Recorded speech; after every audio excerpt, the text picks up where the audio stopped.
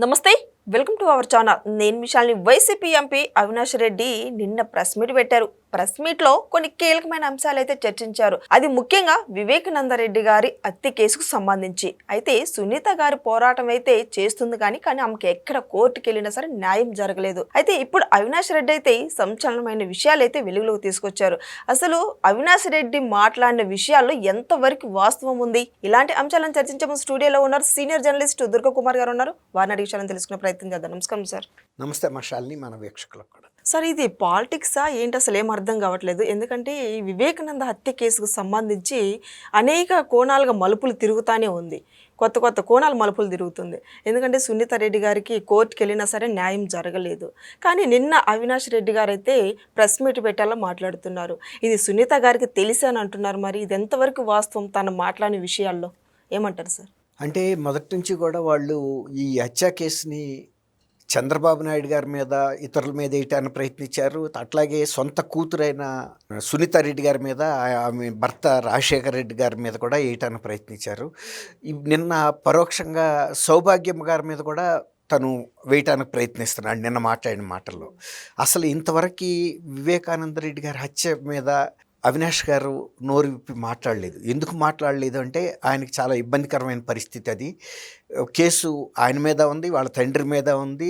తర్వాత technical evidences కూడా అంతకులు హత్యకు ముందు, హత్యకు తర్వాత కూడా ఆయన ఇంట్లో సుదీర్ఘ సమావేశం జరిగినట్టు టెక్నికల్ ఎవిడెన్స్. ముందు అసలు నాకు సంబంధం లేదు అన్న అవినాష్ రెడ్డి గారు సిబిఐ వాళ్ళని చాలా తక్కువ అంచనా వేసాడు. అంటే ఏ మాత్రం సాక్ష్యాధారాలు లేవు కాబట్టి నన్ను వాళ్ళు అనుమానించడానికి కానీ, నా ప్రమేయాన్ని చూపించడానికి సాక్ష్యం కానీ లేదనుకున్నాడు ఆధారాలు. కానీ వాళ్ళు చాలా టెక్నికల్ ఎవిడెన్స్ చూపించినప్పుడు ఆయన మౌనం వహించాల్సి వచ్చింది. కాబట్టి ఇప్పుడు రాక ఎందుకు ఆయన సైలెంట్గా ఉన్నాడు అంటే, ఈ కేసు మీరు ఇంతకుముందు చెప్పారు ఎన్నో మలుపులు తిరుగుతూ వస్తుందని. కానీ ఇది ఒక లాజికల్ ఎండ్ వెళ్ళాల్సిన కేసు. ఇది ఏ కేసు అయినా లాజికల్ ఎండ్కి వెళ్ళాలి. అసలు దీన్ని సూత్రధారులు ఎవరు, ఎందుకు చేశారు, దాని మూలాన వాళ్ళు ఎలా లబ్ధి పొందారు, ఎటువంటి లబ్ధి పొందారు, ఎందుకు ఈ ప్లాన్ని ప్రయోగించారు, ఎవరిని ఉపయోగించారు, ఈ అంశాలన్నీ కూడా దర్యాప్తులో రావాలి. కానీ దర్యాప్తులో రాకుండా కొంతవరకే దర్యాప్తు చేసి సిబిఐ కూడా ప్రతిసాట ఎక్కడికక్కడ ఆగిపోయింది. దీనికి కారణం ఏంటంటే, సిబిఐ విచారణ అధికారి అయిన రామ్ సింగ్ గారు, ఐపీఎస్ అధికారి, ఆయన మీద కూడా ప్రైవేట్ కేసులు పెట్టారు వీళ్ళు. దాంతో కేసు ముందుకు వెళ్ళలేని పరిస్థితుల్లో, తర్వాత సిబ్బంది వచ్చి పులివెందుల్లో తిరగటానికి కూడా వీల్లేని పరిస్థితులు సృష్టించారు అక్కడ. దాంతో ఈ కేసు ఒక రకంగా ఒక నైతికంగా బలం తగ్గిపోయింది వాళ్ళకి. తర్వాత రావటానికి కూడా సందేహించే పరిస్థితి. అంటే స్టాఫ్, సిబిఐ స్టాఫ్ ఎప్పుడైనా ఎక్కడైనా దేశంలో నేరం జరిగితే నిర్భీతిగా వెళ్ళి ఎంతమంది వెళ్ళదలుచుకున్నారో అంతమంది, ఎక్కడికి వెళ్ళదలుచుకున్నారో అక్కడికి వెళ్ళి వాళ్ళని అరెస్ట్ చేసే అధికారాలు వాళ్ళకు ఉంటాయి. కానీ ఇక్కడ చాలా పరిమితమైనటువంటి పరిస్థితుల్లో పడిపోయారు వాళ్ళు. రెండోది, రామ్ సింగ్ గారే తన మీద పెట్టిన కేసుని వదిలించుకోవటానికి, దాన్ని క్వాష్ చేయించుకోవడానికి సుప్రీంకోర్టు వరకు వెళ్ళాల్సి వచ్చింది. అలాగే సునీత్ గారు కూడా. ఇప్పుడు ఆయన ఏమంటాడంటే, సునీత్ గారే ఈ కేసులో తను తండ్రిని చంపినటువంటి దస్తగిరిని కాపాడటానికి ప్రయత్నించింది తప్ప, ఈ కేసులో మేము అతని ముందస్తు బెయిల్ని మేము అడ్డుకుంటే కూడా ఆమె సహకరించలేదు మాకు అంటున్నాడు. కానీ దస్తగిరి చంపాడు అని ఆమెకు తెలుసు. అతనే చెబుతున్నాడు, ఇప్పటికీ చెబుతున్నాడు. కానీ ఎవరినన్నా ఒక గొడ్డలతో నేను నరికాను అనుకోండి, గొడ్డలదే తప్పు నాది. గొడ్డలేది ఏముంది, నా చేతిలో ఆయుధం. నేను ఎవరిని నరకదలుచుకుంటే, ఏం చేయదలుచుకుంటే అది చేస్తుంది. అట్లాగే దస్తగిరి తనకి ఆ అసైన్మెంట్ ఇచ్చారు కాబట్టి ఆ పని అతను చేశాడు, అతను కాదు ఇంకొకళ్ళు చేసేవాళ్ళు. అసలు ఎవరికి అవసరం వచ్చింది దస్తగిరిని పిలిచి చంపించాలని, కదిరి నుంచి గొడ్డలు తెప్పించాలని, ఇవన్నీ. అట్లాగే ఆయన లెటర్ గురించి చెబుతున్నాడు. లెటర్ గురించి తెలిస్తే అప్పుడే తెలిసేది ఇది హత్యని. లెటర్ చూడకపోతే ఆయన బాడీ చూస్తే తెలియట్లేదా? తెలుస్తుంది కదా సార్. అదే అంట, లెటర్ చూస్తేనంట తెలుస్తుందంట ఆమెకి. ఆమె ఏమన్నా పిచ్చామే లేకపోతే ఏమన్నా మామూలు ఆమె? అసలు ఎవరు చూసినా చెబుతారు పసి బిడ్డను అడిగినా ఆయన్ని నరికి చంపారని. దానికి లెటర్తో రాయించారు ఆయనకి. వాళ్ళు చేసిన తప్పు ఏంటంటే, ఎవరన్నా అంత గొడ్డల దెబ్బలు తినేటప్పుడు నన్ను పలానా ఆయన చంపుతున్నాడని రాయగలుగుతారు ఎవరన్నా? ప్రసాద్ డ్రైవర్ నన్ను నరికి చంపుతున్నాడని ఆయనతో లెటర్ రాయించారు. అంటే ఈ కేసు మొత్తాన్ని అతని మీద వేసేస్తే అసలు అక్కడ లాజిక్ అప్లై చేయలేళ్ళు. ఆ లెటర్ పెద్ద కీలకం అన్నట్టు చెబుతున్నాడు ఈయన. తర్వాత ఇంకోటి ఏంటంటే, కృష్ణారెడ్డి వచ్చేరాక ఆ లెటర్ని ఎవరు చూడలేదని చెబుతున్నాడు. లెటర్ని చూడకపోయినా మరి 4:30కి జగన్మోహన్ రెడ్డి గారికి 4ంటికే ఆయన లోటస్ పాండ్లో ఎన్నికల ప్రణాళికను గురించి చర్చించుకుంటుంటే, పార్టీ ప్రణాళికను గురించి అజయ్ కల్లం, ఉమారెడ్డి వెంకటేశ్వర్లు ఇంకా కొంతమంది ఉన్నప్పుడు ఆయనకి పై నుంచి ఫోన్ వస్తే మధ్యలో వెళ్ళాడు. ఇప్పుడు పైన భారతి గారు ఫోన్ వచ్చింది అని పిలిపించారంటే ఆయనకి ఏదో ఇంపార్టెంట్ అనే వెళ్ళాడు, కానీ లేకపోతే అసలు మామూలుగా అయితే వెళ్ళక్కర్లేదు కదా. తెలుసు అది ఇంపార్టెంట్ అని, ఆయనకి పైకి వెళ్ళాల్సిన అవసరం ఉందని. ఎందుకంటే ఆ రోజు ఏదో జరుగుతుంది అనేది వాళ్ళకు ఒక ప్రణాళిక ఉంది కాబట్టి అక్కడి నుంచి ఏ అంశం మీద ఫోన్ వచ్చిందో తెలుసు. అది పండా కాయా తెలీదు కానీ పైకి వెళ్ళాడు. సక్సెస్ఫుల్గానే అయినట్టు తెలిసింది. వెంటనే వచ్చి కూల్గా బాబాయ్ ఈజ్ నో మోర్ అని చెప్పాడు చిన్నాన్న. అప్పుడే తెలిసినప్పుడు కృష్ణారెడ్డి ఆ రోజు మామూలు రోజుల కన్నా కూడా కొద్దిగా లేటుగా వచ్చాడంట. తలుపు తీసి లేదని బయట వెయిట్ చేశాడంట. దాంతో లేట్ అయింది ఇంకా. మరి అంతకన్నా ముందే హైదరాబాద్లో ఉన్న భారతి గారికి, జగన్మోహన్ రెడ్డి గారికి తెలిసినప్పుడు ఆ లెటర్ చూస్తే తప్ప ఆయన హత్య చేశారని తెలుసుకోలేని పరిస్థితి ఏం లేదు కదా. రక్తం అంతా అన్ని రూముల్లో పడింది, బాత్రూంలో పడింది, మనిషి నరికి అక్కడ పడిపోయి ఉన్నాడు. కాబట్టి ఇవాళ తాతకి దగ్గులు నేర్పినట్టుగా ఉంది అవినాష్ రెడ్డి గారు చెబుతున్న మాట. డాక్టర్ సునీతారెడ్డి గారు చాలా సూపర్ స్పెషాలిటీ డాక్టరు. ఆమెకి ఎలా జరిగిందో తెలుసుకోలేనంత అమాయకురాలనుకునే కదా వీళ్ళు హత్యని కప్పిపుచ్చి హార్ట్ అటాక్ సిద్ధాంతాన్ని బయటకు వదిలారు. దానికి తగ్గట్టుగా కూడా వాళ్ళు ఏర్పాట్లు చేశారు. రక్తాలు తుడిచేయటం, తర్వాత ఆయనకి కట్లు కట్టేసి పూలమాలలు వేసేసి, అసలు ఇక ఎవరు కూడా తీరు కాబట్టి శ్మశానం రాక కూడా అట్ట వెళ్ళిపోద్ది అనుకున్నారు. అప్పుడు ఆయన పట్టేది ఏంటంటే, సునీత గారు చంద్రబాబు నాయుడు గారితో కుమ్మక్కయ్యి, ఇప్పుడు చంద్రబాబు నాయుడు గారి పార్టీలో ఒక వ్యక్తి మొయినాబాద్ ఫామ్ హౌస్లో జరిగిన ఒక డ్రగ్ ఇన్సిడెంట్లో అతను ఉన్నాడని ఏలూరు ఎంపీ, దాన్ని ప్రజలు చర్చించుకుంటున్నారు కాబట్టి దాన్ని దృష్టి మళ్లించడానికి ఈమె ఉపయోగపడుతుందని చెబుతున్నాడు. ఆమె ఇప్పుడు కాదు, వాళ్ళ తండ్రి హత్య గురించి 7 ఏళ్ల నుంచి అనేక వ్యవస్థల చుట్టూతా తిరుగుతూ ఉంది. కాబట్టి చంద్రబాబు నాయుడు గారికి ఒకవేళ నిజంగా తెలుగుదేశానికి ఒక ఎంపీ ఆ డ్రగ్ ఇష్యూలో ఉన్నాడే అనుకుందాం, పని for sake of the argument, ఆయన సమర్థించే పని మీద ఏ పార్టీ ఉండదు. రెండోది, ఆ ఎంపీ చంద్రబాబు నాయుడు గారు సీట్ ఇచ్చి గెలిపించాడు తప్ప ఆయన మూలాన చంద్రబాబు నాయుడు గారు అధికారంలోకి రాలేదు. ఇలాంటి వాళ్ళు చాలామంది ఎంపీలు ఉన్నారు, చాలామంది ఎమ్మెల్యేలు కూడా ఉన్నారు. కాబట్టి ఎవరైనా ఒకళ్ళిద్దరు మిస్బిహేవ్ చేస్తే కూడా అవసరమైతే, ఇప్పుడు ఒక తెగులు వచ్చింది, ఒక ఆకుకి తెగులు పడితే అది తుంచి అవతల పడేస్తారు తప్ప చెట్టు మొత్తాన్ని కొట్టేయరు ఎవరు. అట్లాగే ఒకవేళ అయితే కూడా ఆయన ఆ చర్య తీసుకుని ప్రజల ముందు మేము ఆ పార్టీ అతన్ని సస్పెండ్ చేశామని చెబుతారు. అంతేగాని సునీత గారిని నువ్వు వచ్చి నన్ను సేవ్ చేయమని అడగల. అనేక కష్ట నష్టాలు, ఆటుపోట్లు తెలుగుదేశం ఎదుర్కొన్నప్పుడు ఎవరిదో దృష్టి మళ్లించడానికి ఎప్పుడు పార్టీ ప్రయత్నించాలి. అన్నీ పారదర్శకంగా జరిగినాయి కాబట్టి చంద్రబాబు నాయుడు గారిని కావాలని వైఎస్ఆర్సీపీ 5 ఏళ్ళ అధికారంలో ఉన్న తర్వాత కూడా పోల్చుకుని తెలుగుదేశమే బెస్ట్ పార్టీ అని సెలెక్ట్ చేసుకుని అత్యధిక మెజార్టీ ఇచ్చారు. కాబట్టి ఇప్పుడు దస్తగిరిని ఆమె సమర్థిస్తుంది అంటే, దస్తగిరిని ఎందుకు సమర్థిస్తుంది అంటే, దస్తగిరి ఉండ వాస్తవాలు చెప్పాడు.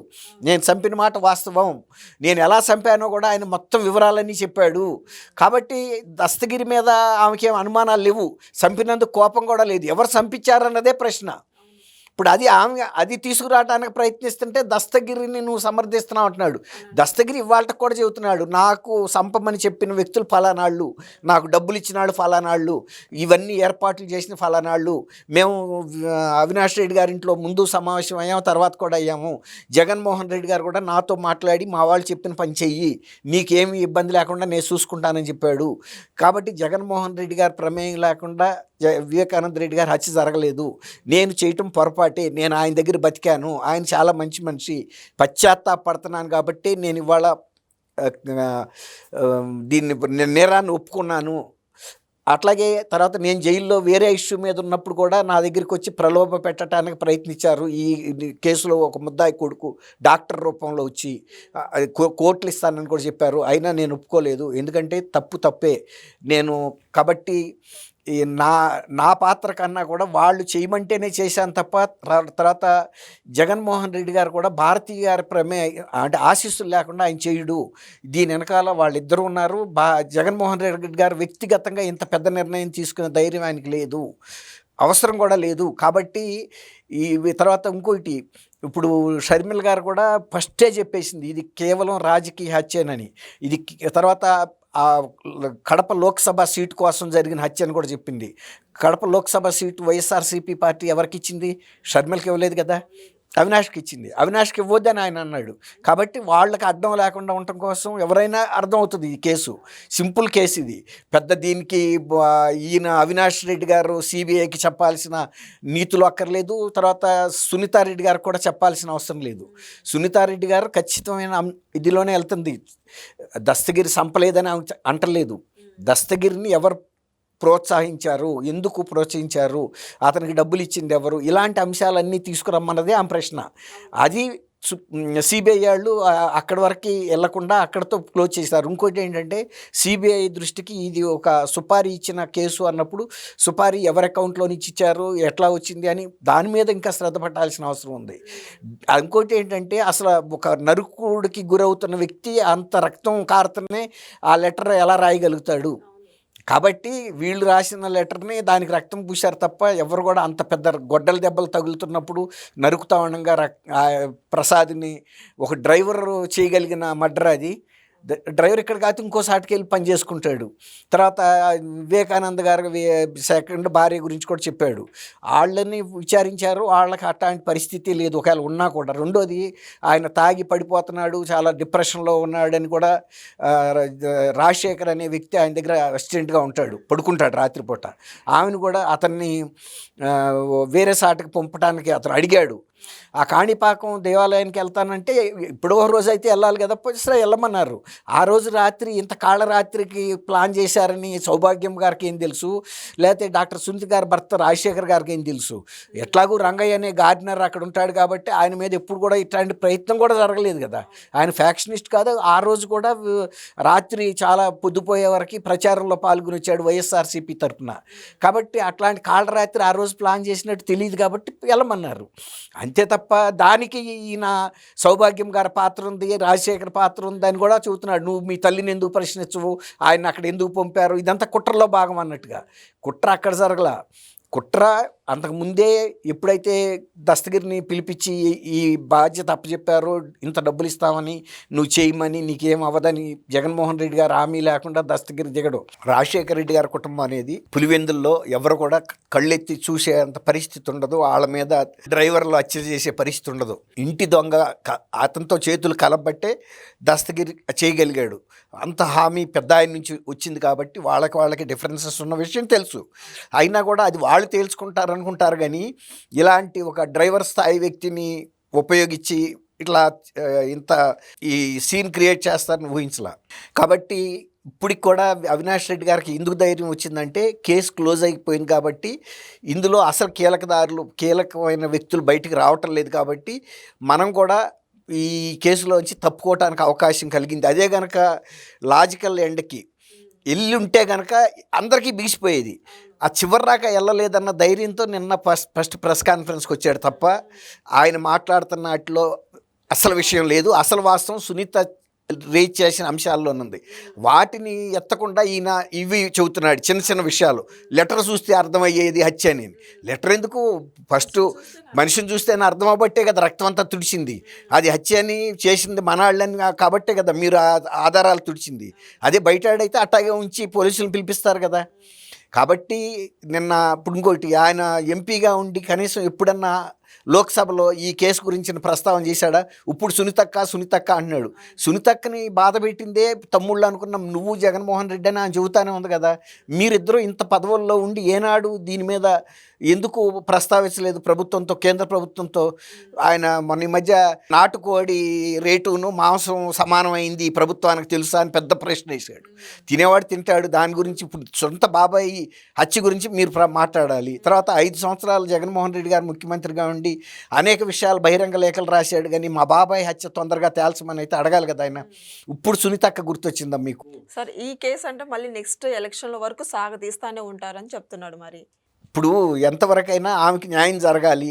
ఇప్పుడు ఎవరు కీలకమైన వ్యక్తులు అనేది అయితే తేలాలి కదా. ఇప్పుడు హత్య అని ఆయన ఒప్పుకుంటున్నాడు కదా. ఇప్పుడు అతనికి ఏం అవసరం ఉంటుంది? దస్తగిరి పత్రాలు పట్టుకెళ్ళిపోయాడు అని. దస్తగిరికి పత్రాలు పట్టుకెళ్ళిపోతే ఆస్తులు ఏమన్నా ఆయన స్వాధీనం అవుతాయా? పోనీ అనుకుందాం, వివేకానంద రెడ్డి గారి ఇంట్లో దస్తావేజులు ఆయన పట్టుకెళ్ళిపోతాడు. వివేకానంద రెడ్డి గారి పిల్లల పేరు మీద వాళ్ళ బంధువుల పేరు మీద ఉంటాయి తప్ప అవి తీసుకెళ్ళి అతను ఏం చేయగలుగుతాడు? వివేకానంద రెడ్డి గారు బంధువులు వచ్చి సంతకం పెట్టాలి కదా, నేను మీకు అమ్ముతున్నామని.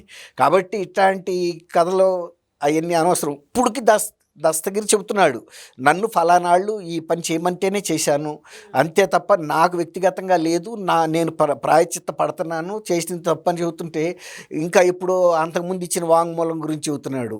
అట్లాగే సునీత్ గారు ఆ లెటర్ గురించి ఏదో చెప్పింది అంతకుముందు వాంగ్మూలంలో అని. ఇప్పటికీ ఆ లెటరు రాయటం అనేది సాధ్యమయ్యే విషయం అనేది సిబిఐ దృష్టి దాని మీద పెట్టాలి.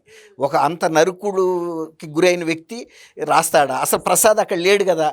ఇప్పుడు ప్రసాద్ ఉంటే పని అందులో పని రాసిన దాంట్లో అర్థం ఉంది. అసలు ప్రసాద్కి సంబంధమే లేదు. వీళ్ళంతా డిఫరెంట్ బ్యాచ్. కాబట్టి వాళ్ళ అవినాష్ రెడ్డి గారు నిన్న ప్రెస్ కాన్ఫరెన్స్ పెట్టడం ద్వారా సునీత్ గారిని ఏదో ఇబ్బందిలో పెట్టాలని చూశాడు, కానీ ఆయన తనకు సంబంధించినంతవరకు తప్పుకుని అప్రధానమైనటువంటి అంశాల గురించి మాట్లాడుతూ సునీత్ గారు ఏదో చంద్రబాబు నాయుడు గారికి సహకరిస్తుందని ప్రయత్నించాడు, అంటే ప్రొజెక్ట్ చేయడానికి. సునీత్ గారికి న్యాయం జరగాలని కోరుకునే అందరితో పాటు వాళ్ళు కూడా ఉన్నారు, తెలుగుదేశం వాళ్ళు కూడా. ఎందుకంటే వాళ్ళు పడ్డారు ఆ నింద. అసలు వ్యక్తులు బయటకు వస్తే కనీసం అవును తెలుగుదేశం వాళ్ళు చేయలేదు అని. ఆ రోజు మరి మీరు ఎందుకు ఖండించలేదు? చంద్రబాబు నాయుడు గారికి ఇందులో సంబంధం లేదని. ఇప్పుడు అవినాష్ రెడ్డి గారు ఏమి మామూలు ఆయన కాదు, వాళ్ళే చెబుతున్నారు. పులివెందుల్లో పసిబిడ్డని అడిగినా ఈ నేరం ఎవరు చేశారని చెప్తారని జగన్మోహన్ రెడ్డి గారు కూడా చెప్పాడు. మరి అలాంటప్పుడు ఏ ఉద్దేశంతో మీరు చంద్రబాబు నాయుడు గారి పేరు ప్రస్తావించారు? సంబంధం లేని వాళ్ళ వ్యక్తుల్లో ఆ తర్వాత అయినా చెప్పాలి కదా, చంద్రబాబు నాయుడు గారికి సంబంధం లేదు, కేవలం పులివెందుల రాజకీయాలను బేస్ చేసుకుని జరిగిన హత్య అనేది. కాబట్టి వీళ్ళ మీద కేసు పెట్టినప్పుడైనా చెప్పాలి కదా. పని వీళ్ళ మీద పెడుతున్నప్పుడు మా మీద ఎందుకు పెడతారండి? జగన్మోహన్ రెడ్డి గారి వీడియోలు చూడండి. ఫస్ట్ ఆ రోజు సాయంత్రం మాట్లాడినప్పుడు చెప్పాడు, ఎలా చంపారో కూడా మా జగన్మోహన్ రెడ్డి అన్నయ్య చెప్పాడు. అన్నయ్య అవుతాడు దీనికి. దాన్ని బట్టి చేయమని నువ్వు ఎందుకు అడగలేకపోయావు? నువ్వు ఇంత ఎంపీవు కదా. పని అదే అంశాన్ని నువ్వు లోక్సభలో ఎందుకు ప్రస్తావించలేదు? అసలు మా జగన్మోహన్ రెడ్డి గారు చెప్పిన పేర్లు వేరు, సిబిఐ నమోదు చేసిన పేర్లు వేరు, మాకు సంబంధం లేదు అని ఏ రోజన్నా నువ్వు లోక్సభలో వాదించగలిగావు? అక్కడ తెలిసేది, బయటపడేది. ఇప్పుడు పూర్తి ఆధారాలతో వాళ్ళ సభ్యులు కూడా చూపించేవాళ్ళు, బయటకు వచ్చేది. కాబట్టి ఇప్పుడు అన్నీ నా మీదకి రాదు అనే ఒక ధైర్యం వచ్చిన తర్వాత అవినాష్ గారు మాట్లాడుతున్న మాటలే తప్ప ఇందులో సునీత్ గారు తప్పేం లేదు. సునీత్ గారు కరెక్ట్ రైడ్లోనే వెళ్తున్నా. ఇంకోటి కూడా చెప్పింది, నా తండ్రి హంతకులు ఎవరైతే కీలకమైన వ్యక్తులు ఉన్నారో వాళ్ళు బయటకు వచ్చేదాకానే పోరాడతానంటుంది. సహజంగా రేపు ప్రజల్లో కూడా ఆమెకే సానుభూతి ఉంది. ఒకవేళ వీళ్ళు సాంకేతికంగా లేకపోతే న్యాయస్థానాల్లో శిక్ష తప్పించుకోవచ్చేమో, కానీ వాళ్ళ జీవిత కాలాల్లో ఆ పార్టీకి ప్రజలు ఇంకా ఓటేస్తారని అయితే ఎవరు కూడా అనుకోరు. ఎందుకంటే ఇంత ఘోరమైన నేరం చేసిన వ్యక్తులకి ఆ పార్టీలకి ప్రజల మద్దతు అయితే దొరకదని ఖచ్చితంగా చెప్పొచ్చు. Thank you sir. Thank you అమ్మ. మన వీక్షకులు.